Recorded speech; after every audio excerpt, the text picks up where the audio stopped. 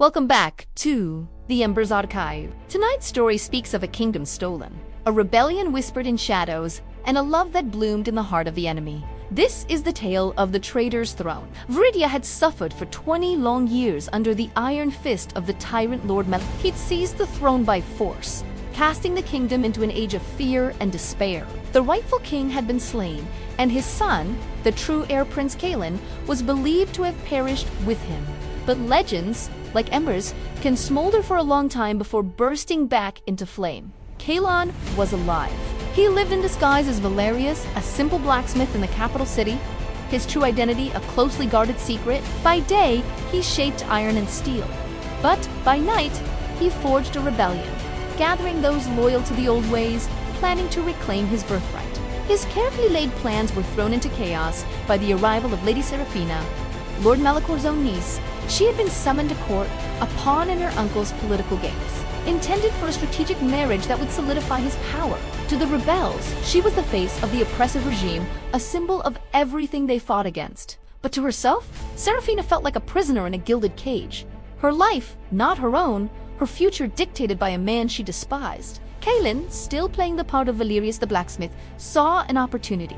If he could get close to the Lady Seraphina, he might gain invaluable intelligence about the palace's inner workings and Malakor's plans. Their first meeting took place in the heat and clang of the palace forge. He had been tasked with repairing a small, ornate music box that belonged to her. He treated her with a cool, professional deference, a hint of disdain coloring his words. "A minor repair, my lady."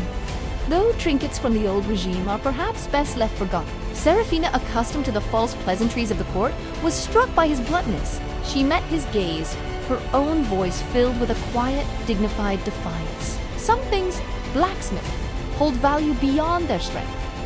Memory, for instance, handled it with care. This was the start of their wary dance. Kaelen intended only to use her, to see her as a means to an end. But as their interactions continued, he found himself admiring her quiet courage and the sadness in her eyes. He saw that she was not the arrogant noble he had expected. She, in turn, found herself drawn to the blacksmith's raw honesty, a stark contrast to the sycophants and schemers who populated her uncle's court. In the smoky confines of the forge, she began to confide in him, sharing her disillusionment with Malakor and the suffocating atmosphere of her life. The true turning point arrived during the raucous Midsummer Festival.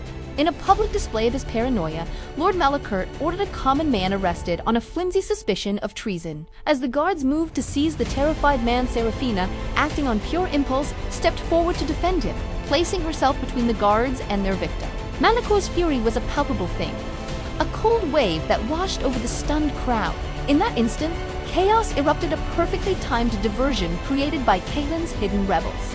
As people scattered, Kaelen, his face concealed by a simple mask, grabbed Seraphine's arm and pulled her into the labyrinth of backstreets away from her uncle's wrath. "That was brave," he said, his voice a low, urgent whisper.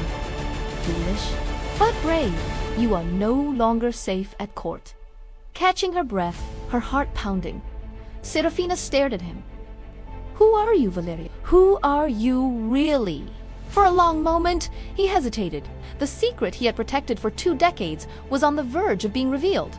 He made his choice. Slowly, he opened his hand, revealing the royal signet ring of the old kings, which he had kept hidden within the hollow of his blacksmith's hammer. "My name is Kaelen," he said, the words feeling strange on his tongue after so long. "Son of King Orin.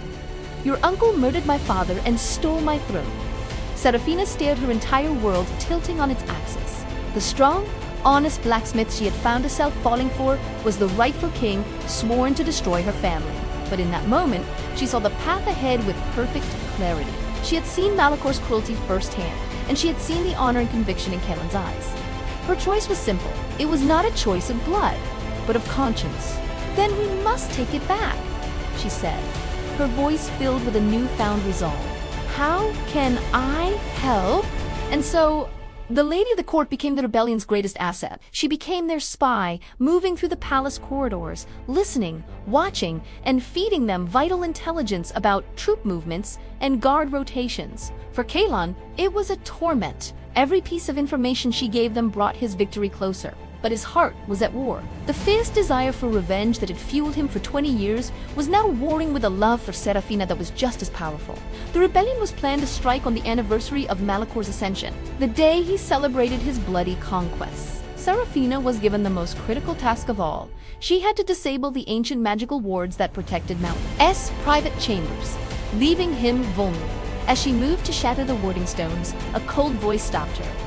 My own blood? I should have known better than to trust a softened heart. It was Malakor. He had discovered her betrayal. You will die with your blacksmith prince, he snarled, lunging at her. Seraphina dodged, using her intimate knowledge of the palace's hidden mechanisms to momentarily trap it. In that brief window, she shattered the last of the warding stones. Just as she did, Kaelen and his rebels burst into the throne room. Kaelen faced the Tyrant, his grief for his father now mingled with the hope that Seraphina had given him. The fight was swift. Kaelen, a warrior forged in secret, disarmed Malakor, ending his reign of terror not with a prolonged battle, but with decisive, righteous justice. Kaelen stood before his father's throne, the symbol of all he had lost and all he had fought to regain. But his eyes sought only one person in the crowded room. He walked past the waiting crowd, straight to Seraphina, and took her hands in his. This victory is yours as much as mine, he said, his voice full of emotion. You showed me that justice isn't about vengeance for the past. It's about building a better future. Stay with me, reign beside me. Her eyes filled with tears. But my name? I am the traitor's niece. Kaelen shook his head, his grip on her hands tightening. Your choices define you. Your heart does. Looking into his eyes, she saw not a king claiming his prize, but a partner asking for his equal. She saw a future of shared purpose and deep, abiding love. She nodded, tears of relief finally falling. King Kaelen and Queen Seraphina ruled together, their reign marked by justice, healing, and compassion. And the throne, once known as the Traitor's Throne, became a symbol of a love that bridged impossible divides and brought light back to a wounded kingdom. And in the heart of the archive, their story was etched, a timeless ember of hope. Thank you for joining us at the Embers Archive. If you are moved by their story, please consider liking this video and subscribing to our channel for more tales from the Embers. We'll see you next time.